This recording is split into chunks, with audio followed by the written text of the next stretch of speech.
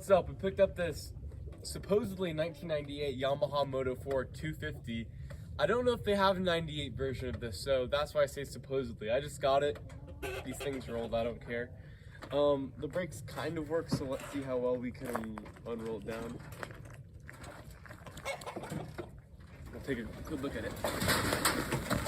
There we go, it'll work. Okay, so let's take a look. So the choke lever is off. The brakes kind of work. It has a new thing right here. It's gonna need new wires. I already got a new battery. This isn't the new battery. It was punctured, so there's like corrosion all over it. And then let me show you. It looks like it has a new top end on it. I don't know how much I trust the dude's installation of it, but we're gonna hope it works. So that's pretty much it. Tires are definitely scary looking. Need some new bolts. Yeah, let's go start work on it. Okay, so just check the VIN. I bought this thing supposedly as a 1998 250, but I knew it wasn't going to be a 1998. They didn't make these things in 98, so wasn't too surprised when I found out this is an 87 and it is a 225. Probably should have checked them when I got that. I don't care too much, but I probably would have talked them a little more down on price when I got it, but you live, you learn. Got it for $700. Still think it's decent, so hopefully we won't spend more than a few $100 on this thing. What's up, people? So I just got done turning it over. I jumped the solenoid, but I realized it started working after I hot wired it a little better. And the key's coming in soon. All the lights turn on and everything. I'm gonna show that later in the video. But it turned over really fast. I didn't even know if the starter just hooked up, and then barely any stuff with, like, it didn't sound like it had any compression. So I decided to take this part off, which it wasn't even tightened at all, and then I took this part off too. And then kind of moving it, and then I realized it kind of skipped on the crank, and I was like, why does it do that? And then I realized, look how loose this is, man. It's pretty loose. So the timing is kind of just like randomized at this point. I'm hoping the valves didn't bend, because that's going to be a lot more annoying to fix. And then hoping the timing chain and the sprockets aren't damaged.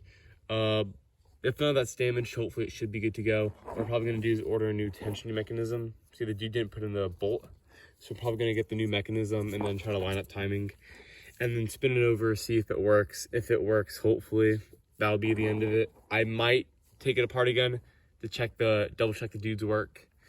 And then if it's all good, hopefully it fires. I might get a new carburetor or rebuild this one. And then hopefully that's the extent of the work I have to do on it, but you never know. There's always more work to do on these things. Gonna have to get a new choke lever for it too. Whew, so yeah, doesn't look good. So see y'all when I get the parts for it and start installing. Okay, so just got the ignition in the mail. It looks like the right one.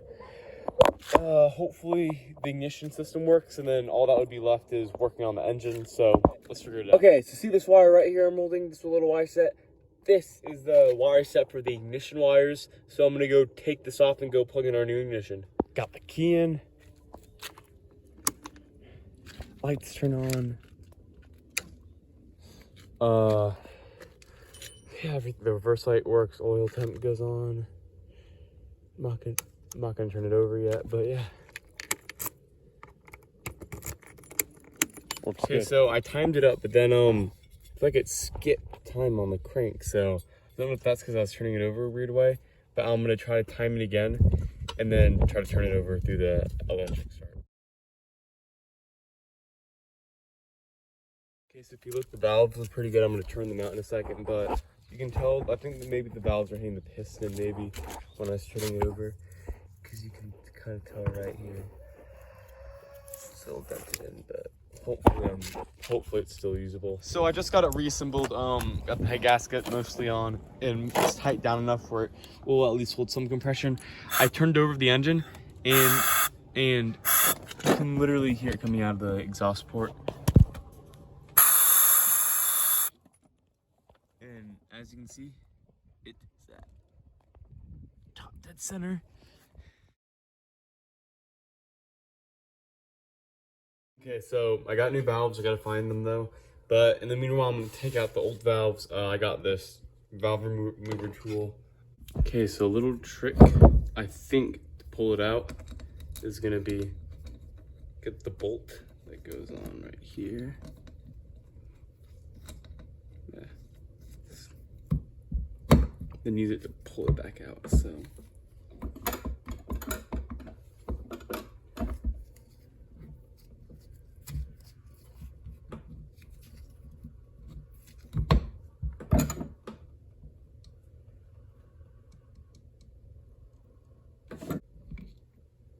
Guess we got that out.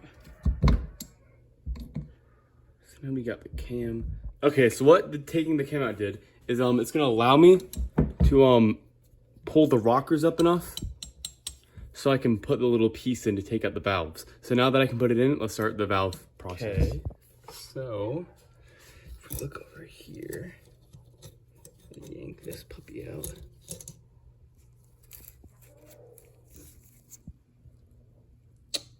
Fun.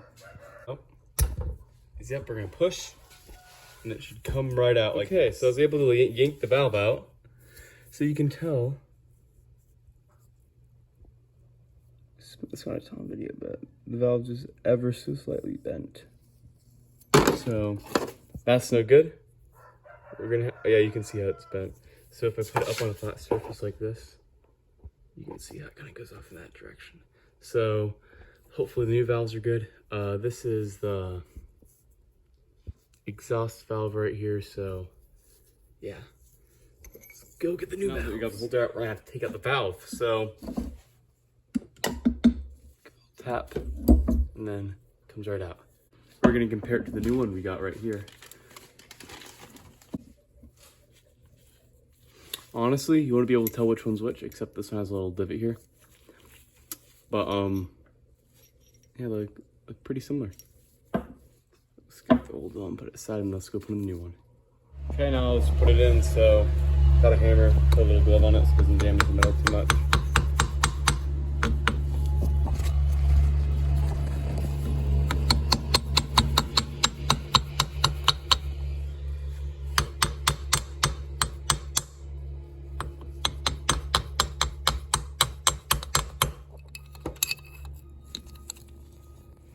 Okay, it's been sitting for like weeks and weeks now. Had it under a tarp because I've been assembling the head. So,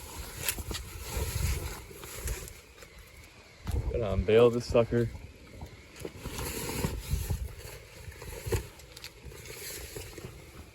Oh, the beautiful Moto 4.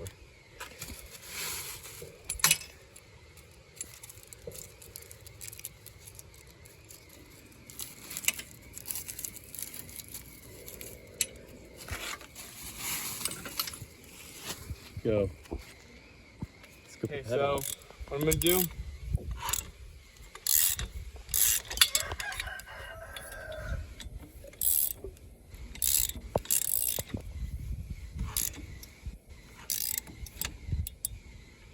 there you go. So now no valve should hit.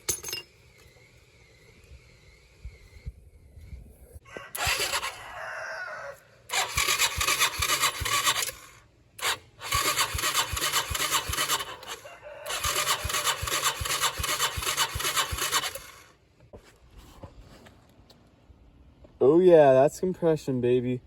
Okay, there we go. So you got 100 and I'd call that like 129 with about 130 psi of compression. That's pretty good. Okay, I got it to kind of turn on a little bit last night. My phone died, so I couldn't record it. So I'm pretty sure it runs. But what I'm gonna do is put on the exhaust, and then if it does run, it won't kill our eardrums. So let's go do that. Okay, so not everything's on, but it's enough to hopefully get it to start up for a few seconds so I can get it actually on camera. So shake around the starter fluid. First, let me go turn the thing over, make sure it actually turns over.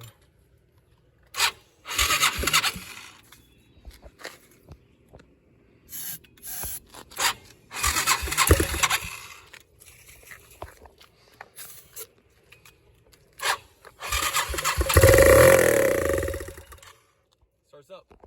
Okay, so it's completely cold, just turned it on.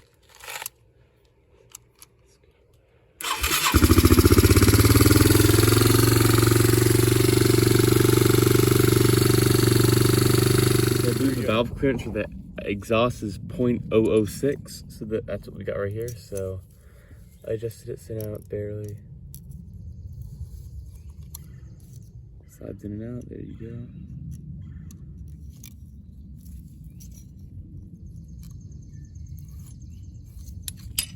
So we got the valve clearances. Let's check it out. From the key, jaboink. See how smooth it runs now?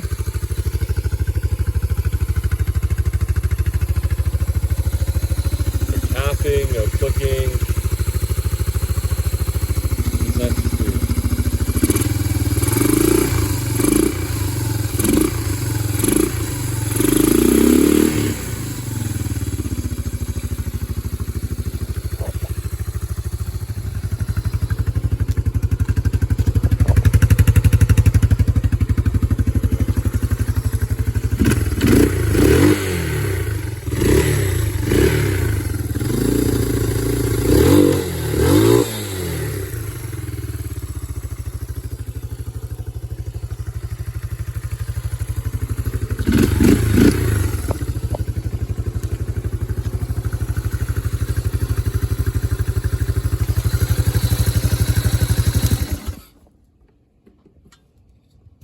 Kind of see how the lights work too, but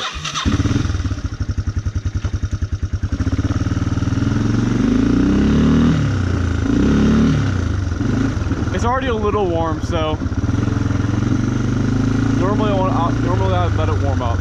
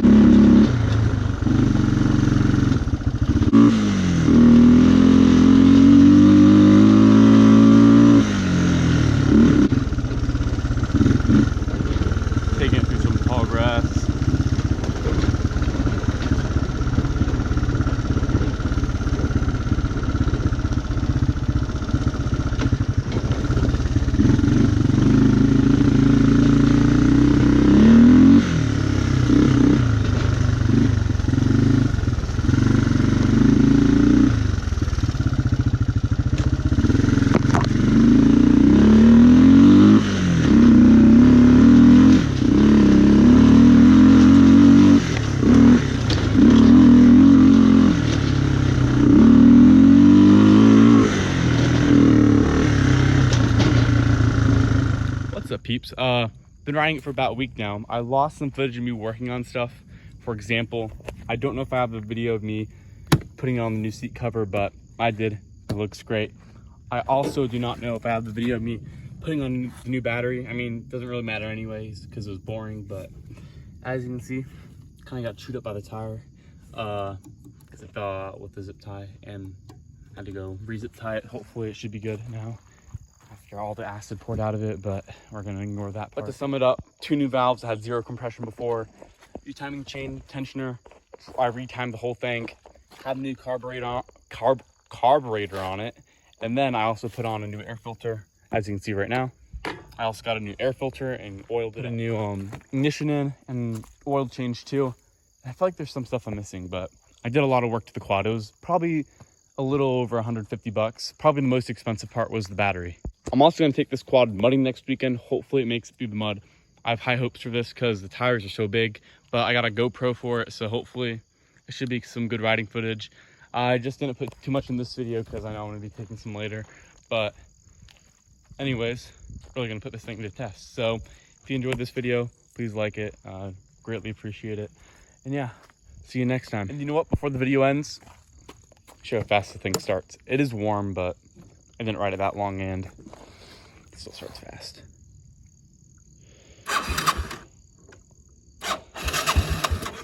Bruh. Okay, and to end the video, officially end the video, we got one more start on it. It is warm, but you can still kind of see the idea, just kind of starting it up.